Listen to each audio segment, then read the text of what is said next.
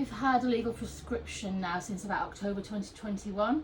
But prior to that, I self-medicated with cannabis. I was diagnosed with Crohn's disease back in 2003, and my life was completely decimated. I lost my career, my social life, everything. I ended up having to have surgery back in 2010 because I was that sick. But one of the main symptoms that I struggled with was nausea and vomiting. And I went through all the different anti-sickness drugs that were available, and cannabis was the one thing that stopped the symptoms. And so that's what I did, and that's how it came about. And then when we realised that there was an option to get legal cannabis, I applied straight away, and we set up the clinic because as a patient, I want other patients to have the option for this. It's not the fix-all for everyone, but it does help people, and I just want to give that option to other people to be able to get access to this medication that's helped me so much. I'm not sure if I've asked this already, but what is the actual difference between medicinal and what adult cannabis?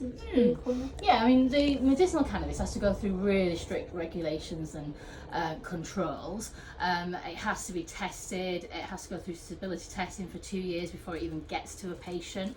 It has to be go through EU GMP, and then it's got to be packaged to certain standards, and there's no variables, and it's got to be the same product. So that's what's different with cannabis that's grown in the illegal way. There are some absolutely fantastic artists and producers out there who know how to do and grow really, really good cannabis, but then there's a lot of people who do it dangerously. There's a lot of problems to do with what chemicals they use, how they've looked after it, if it's been sprayed with something, if they tried to put some extra THC on it. It's also issues to do with whether they're stealing electricity and making other businesses and premises around dangerous. And there are incidents where people are, I suppose for want of a better word, slaves, where they're forced into looking after and growing this. So there's a lot with medical.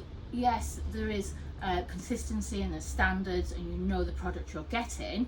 But with the illegal side of it, it's really down to what that person knows and who's producing it. And yeah, there are some very skillful, experienced artisan producers who are doing this in the legacy market. Cool. But there's a lot of shockingly bad ones too.